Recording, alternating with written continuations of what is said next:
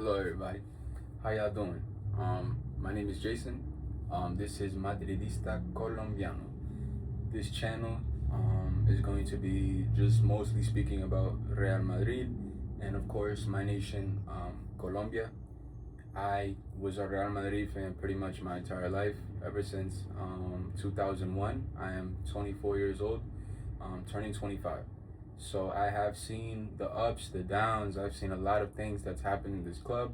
I have a lot of opinions that I like to give regarding the club as well as my national team. This channel is going to be a very respectful, open-minded, how do you say the word, objective. It's going to be very objective. It's not just going to be a one-minded channel. So I'm not just going to talk about one specific player, one specific team. I'm going to be talking about pretty much the entire world of football, what's going on, but a majority of my content is going to be guided towards Real Madrid and La Selección Colombia. I have been pretty much playing football since I was able to walk. I have pictures and everything I can show you guys from when I was playing in the youths all the way to as a grown man in amateur, semi-pro divisions. I have been wanting to create content for pretty much, I wouldn't say my whole life because I would be lying to you guys, but I have been wanting to create content for some years now. I have read a lot of your messages. I have read a lot of your DMs. I have read a lot of your advice, I would say. A lot of you guys have asked me to make a channel, especially after I was on, thank you very much to Football Carnage, Matrix, Dali FC, and one more person that had me on their stream. They did a call-in show, and I was thankfully picked by them. And a lot of people pretty much liked and agreed with what I was saying. So I used that, and I want to move forward with the career of content creation. Now that I got my foot in the door, once again, I am a very objective person. I am a very open-minded person. So I will have different opinions, but I'm also not going to give the most outlandish, emotional, instant opinion on somebody or a team. I like to really take my time before I open my mouth and say something. But yeah, so a little bit more about who I am and about myself, so you guys know who you are watching. I already said I'm 24 years old, Real Madrid fan. I come from a Colombian family. I live in New York. I am stationed, based, wherever you want to say, in New York. I have seen a lot of things happen here with how it's New York wasn't really a football state, but now it's really with the World Cup and stuff coming. You're starting to see a lot of football, a lot of promotion going on for the World Cup. So everybody's in like that football, excuse my, I don't like to call the sport soccer, but in America that's how they say the soccer. Everybody's into it right now. It's a hot topic. So yeah, I've been doing pretty much football all my life. I don't really study other sports. This is the only sport that I really dedicated my time to, played in, practiced in, wanted to go pro in. I started playing, like I said, since my early years of life, and I really only stopped playing until early last year or late. Let me be real, like late last year. Late last year, I really stopped playing as a player, and that doesn't mean that I'm also gonna be done. I am also going to explore coaching, so you might see some real life content regarding football because I also want to do things in real life. I don't just want to talk about the sports. I'm a very hands-on person, and I like to participate in a lot of what I'm speaking about. So yeah, just a quick touch base with you guys and kind of give you guys my opinions on everything and what's going on. So to start off, we're going to talk about Real Madrid. So everything that's going on, we will speak about and touch on briefly. First, I would like to speak about the presidential elections. That's everybody is speaking about. If you are a Real Madrid fan, you know that we can't really make any signings. We have a lot going on right now regarding the elections. So I have my own opinion. It's kind of different towards with what everybody is saying towards the election. I understand that Florentino Perez He is a very egotistical person. He pretty much called for these elections because he wants to push out anybody, like he wants to see and push out anybody that's really against him, so it doesn't affect his longevity and however long he plans on staying at Madrid. Um, as far as Riquelme, I'll just cut to it. I don't think that Riquelme is going to win the elections. Let me just start off by saying that. I don't think Riquelme is going to, hey, this I'm your new president because I'm bringing in two players that Perez can't bring. I don't think that's gonna happen. What I do think that it's good in a sense that Perez now he knows he can't just bullshit. So what I mean by he can't just bullshit is he can't just go and ignore a coach's needs. He can't ignore the team dynamic. He can't ignore the situations that's going on in the dressing room. He can't ignore all that. He has to. Anybody with a clear mind knows he has to, and he will take a step to better this situation. However, it's the steps that he's going to do that we're questioning on whether or not it will better the situation, because it's not like the guy has just been sitting and not been signing anybody. It's just the guy has been signing either players we don't need, players that just is pure marketing, players that are unproven, players that are injury prone. And like I said, it's just not a lot of studying on a player before we sign them. Now I do feel like you're starting to see a big change in that. Why? Because we went 2 seasons trophyless. Like I said, he can't go into this, especially with elections, going with the same mindset that no, I don't need any signings. This team is 100% good enough. He will lose the elections if he does or says some stupid thing like that, no matter what president you are. I'm also seeing that a lot of socios are a lot of people say that it's hard for Perez to lose the love, the loyalty and things from the socios, and I understand that point of view. But if you guys really go and ask the socios about Perez, you'd be surprised with the amount that's actually not. I wouldn't say that they are against Perez, but they are definitely with the open mind with Riquelme. They are definitely, I would say, listening to what he has to say. They're not completely shutting him out and saying, yo, I'm not voting for this guy.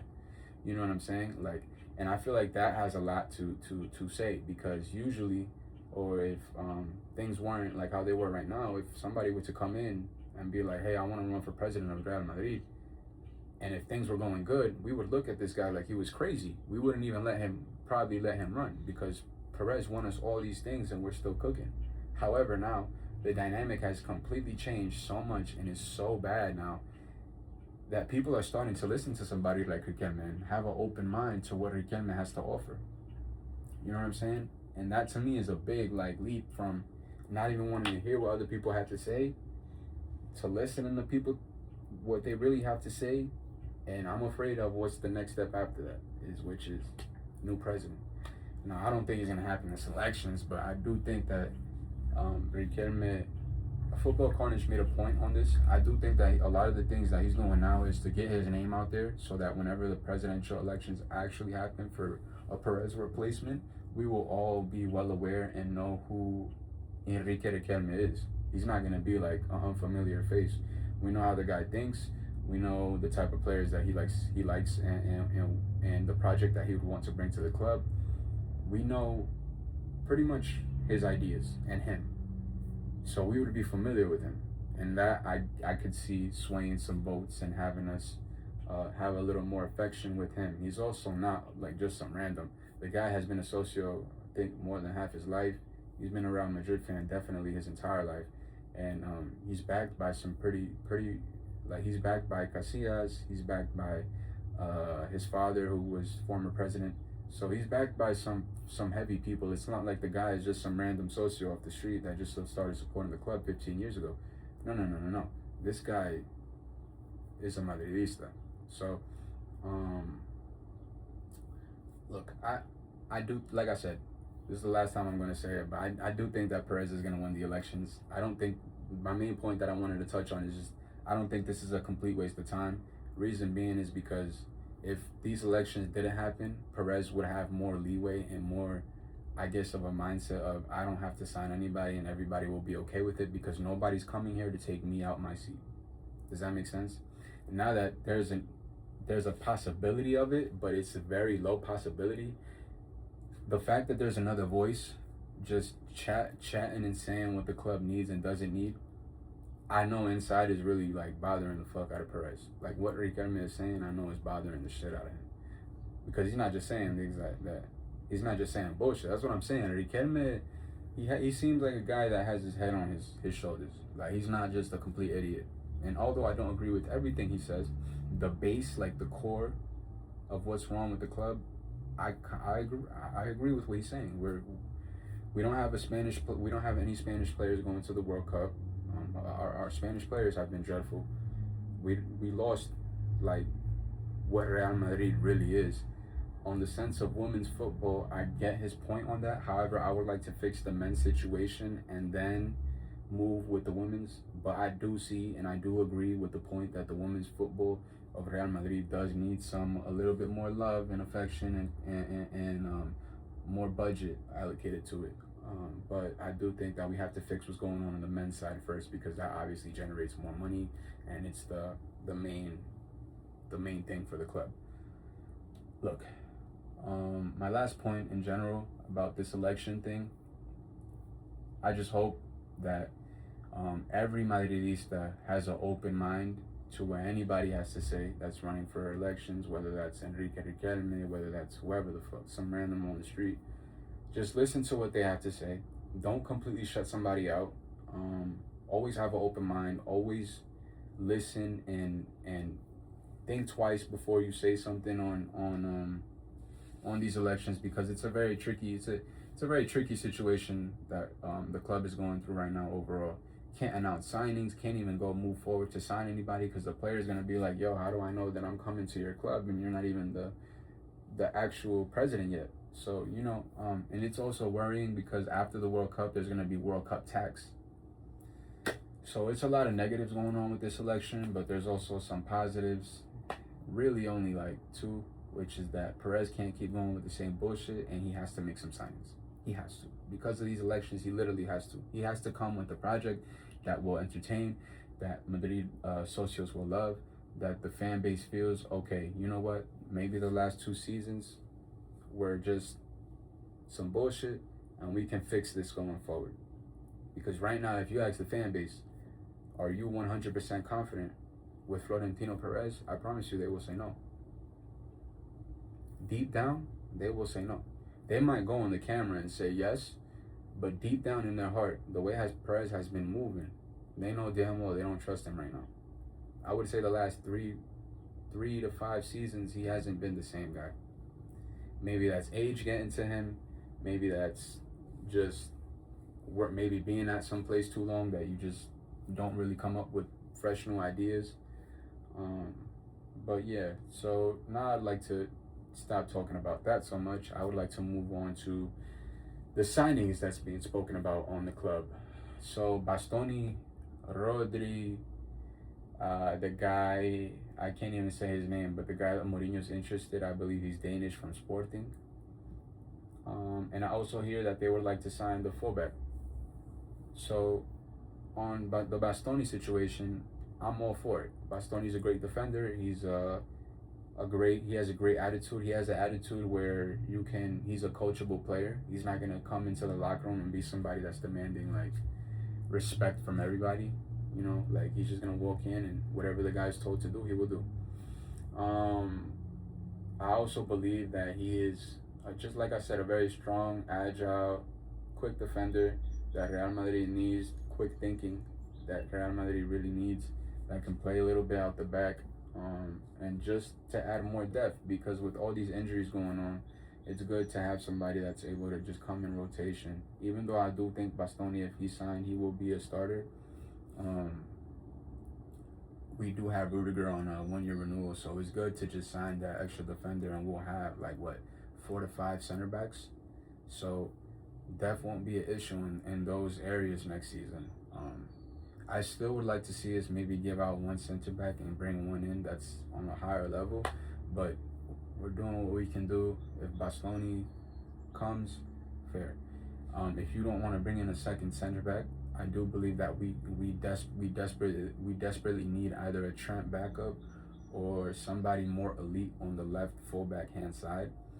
Because as good as Alvaro Carreras was in the beginning of the season, he really started to dip and show his, I guess, true colors towards the end of the season. And he has also shown that he doesn't have a good attitude with people. So I just would like that. I would like we're weak on both sides really, because on the right side, Trent is an amazing player. I'm not taking anything away from him, but when he comes out, who's gonna go? When he's injured, who's gonna go? We're gonna ship Fede back there. I mean, we already seen the temper change from this guy has been throwing this season whenever he goes back there with Arbeloa. But like I said, I know Mourinho's Mourinho. Wherever the guy says you're playing, you're playing. But still, that's a situation that I feel like we should keep in mind, and that shouldn't be like in a situation that's completely ignored, because at the end of the day, if a player is unhappy, they will show that they're unhappy on the pitch. We have seen it firsthand. I don't know why we're acting like these players, like, we've seen it. They didn't give us no trophy for 2 seasons. They're not happy. But yeah, so I would like to see us sign at least one fullback, whether it's right back or left back. And if it's a left back, then Fran gotta go and Alvaro can stay. But yeah, so I talked on the defense, the midfield, the Danish guy. I've heard strong rumors too. I've actually seen the strongest links to him than any other midfielder. So I do believe that we're gonna at least pursue him. I can't say his name, but he is a Danish midfielder from Sporting.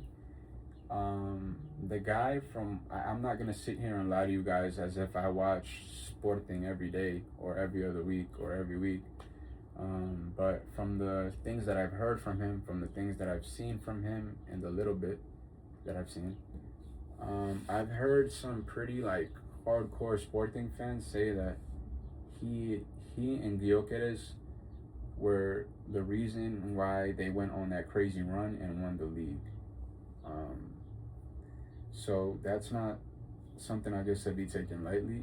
I don't doubt anybody, because I've seen the clips. I've seen things. You can tell when a player is like, he's him. And the guy definitely has that like aura on the pitch where like you see and feel his presence. Every time I see a clip or something of the guy, I see like, yo, this guy, he's cooking.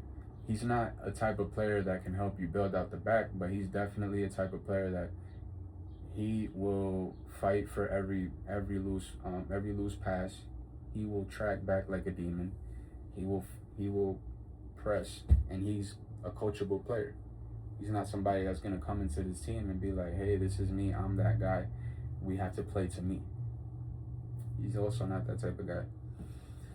So I do believe that out of all the midfielders that's being spoken about, Rodri, this guy, the next guy, Enzo, although Enzo is so I do see Enzo. But I do think that the guy from Sporting I do believe that we're going to move forward and at least make an offer for him. Now, definitely what I wanted to touch on, the Enzo situation, Enzo Fernandez. Look, Enzo is a great player. He's a great player. He's not somebody that's shit and somebody that doesn't bring anything to the table. The guy can build and pull passes out the back. He has a good through ball over the top. He has some things that can help the team, most definitely, and he has that asshole like aura, or however you say, that asshole personality, where if you're not, he's a player where if he's not on your team, you hate his guts, but if he's on your team, you love him to death, if that makes sense. The guy will fight, like literally fight for every pass, every loose pass. The guy, if you foul him, he'll foul you back. He's a very asshole-minded player, but it's definitely, I would say, like how a lot of these YouTubers say, like Dali, Football Carnage. I believe even Matrix said that he has that like asshole attitude that we need in that midfielder, where it's like, yo, fuck you, you're not getting past shit. You know what I'm saying? We need that mentality, and it's also when we get the ball. So when we win it, fuck you, I got the ball. Now I'm putting this shit up and I'm sending it, and our team's getting a goal. We're gonna do something. We're not just winning the ball for no reason. He has that mindset. He has that mentality. So I would be with the Enzo signing.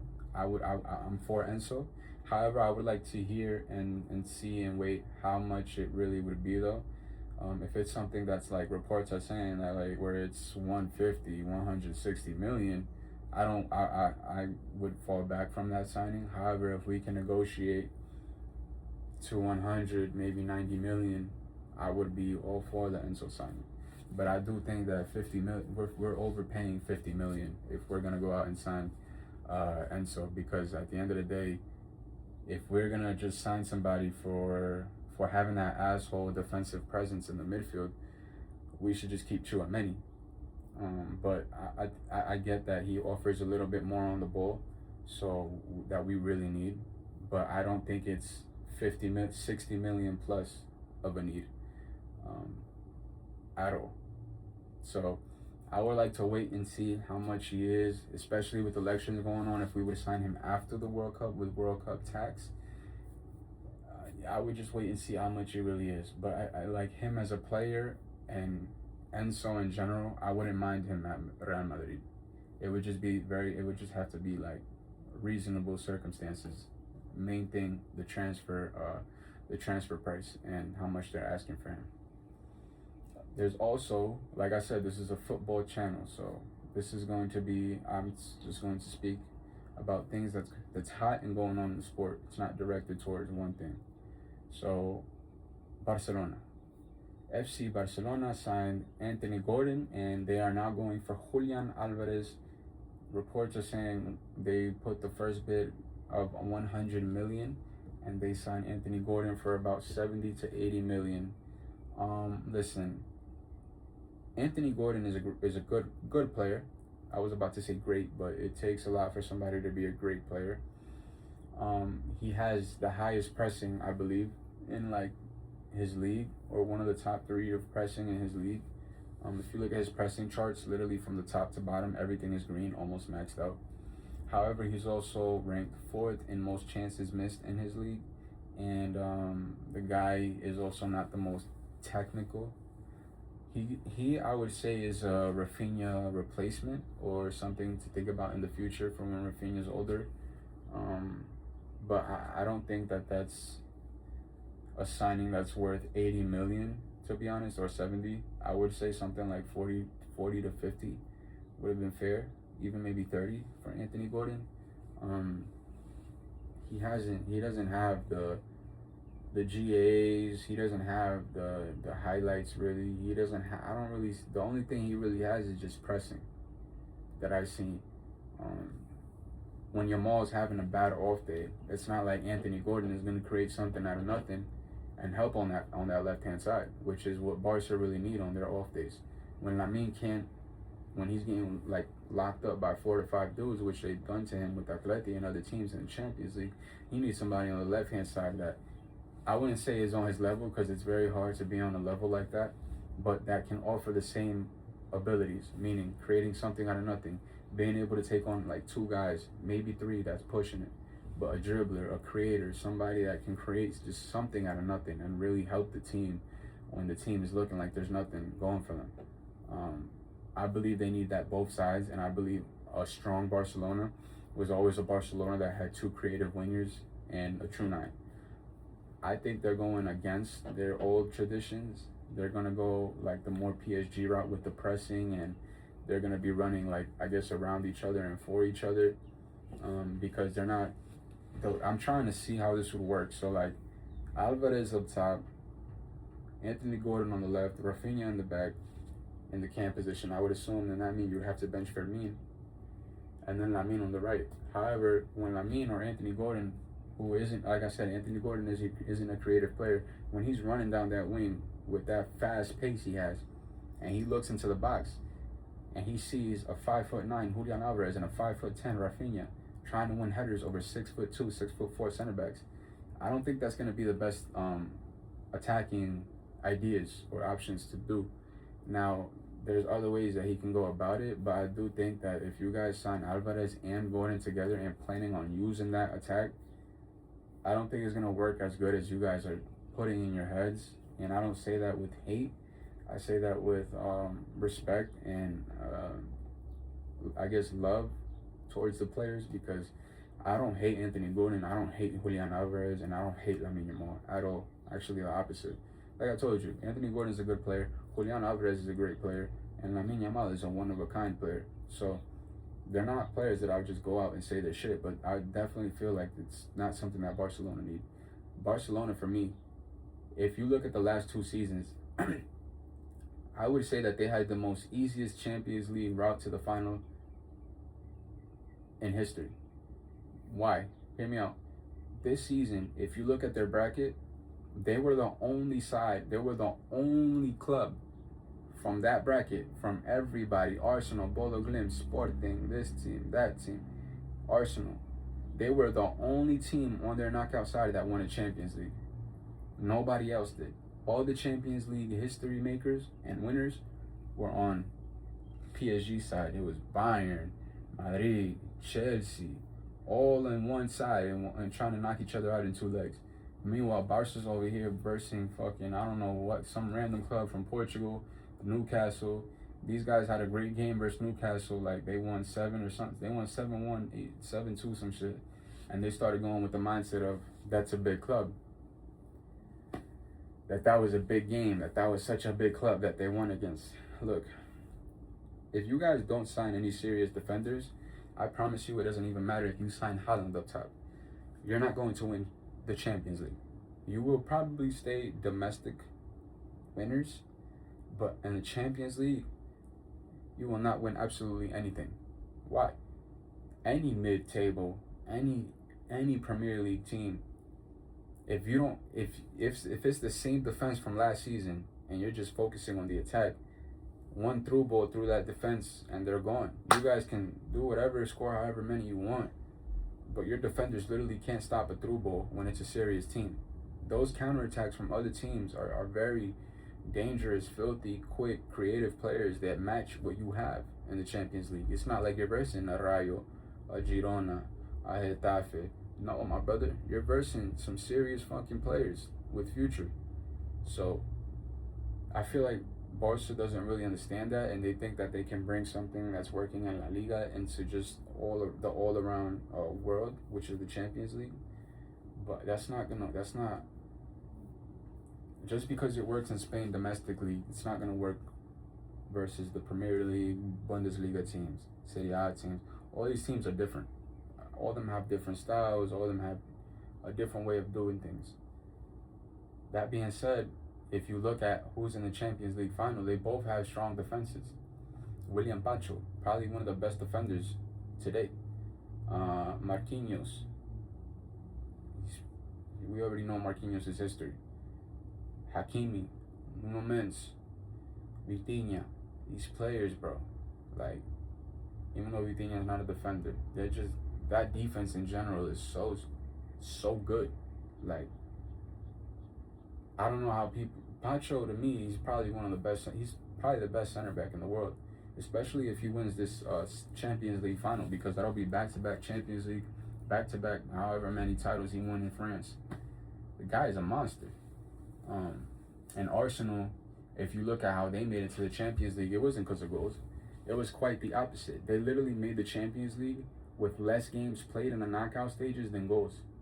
I mean, less goals in the knockout stages than games played in the knockouts. So they played 4 games in the knockout stages, or 6, and they scored only like 3 or 4. They scored less than they played. Like, that's fucking crazy. That means you guys literally sit, defend for your life, and wait for a corner and just go through on 1-0. Which, bro, like, defense is important, man. Like, especially today. So, like I said, last point, and then I want to close the video out because it's reaching 30 minutes, and I don't want to keep you guys here too long for my first video. Barcelona's doing some transfers that are good for them, but they're not transfers that are needed for them. I do wish any club the best. I hope that all their signings work out. I don't wish no ill will towards anybody, any player, any club. I hope that they work out for them, and I hope that I'm wrong with what I'm saying, but I honestly don't think so. I feel like a lot of you guys are overhyping this attack, and when it actually comes to the league and and that you guys are gonna see what you want to see. But when it comes to the Champions League, you guys are really gonna see what I'm saying and seeing. I'm not just saying out the ass. I'm seeing these things since the last 2 seasons. These defensive issues. You're not gonna go to the Champions League final with Gerard Martin as your starting center back, my brother. You need somebody. You need him to help you, and you need somebody that can come off the bench and defend, actually fucking defend on the fullback sides, because Kunde has been atrocious for you guys. Bolde is amazing going up, but going back, the guy can't defend me. Voila. So, like I said, it's just my last point. Barca, good for you guys. Wish y'all the best. Real Madrid, I hope we take initiative after these elections and really start pushing for these signings, because if not, we're going to have to really stick with the World Cup tax.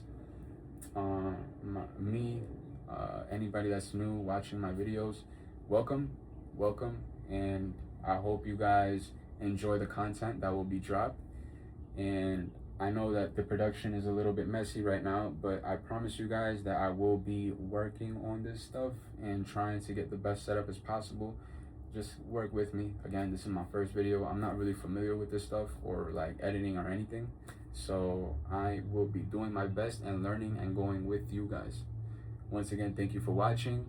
Thank you for hearing what I have to say. I will be posting pretty much every day on what's going on in the football world, my national team, Real Madrid, anything that's going on. And once again, sorry I keep repeating myself. Thank you for watching. Much love, and I'll catch you guys in another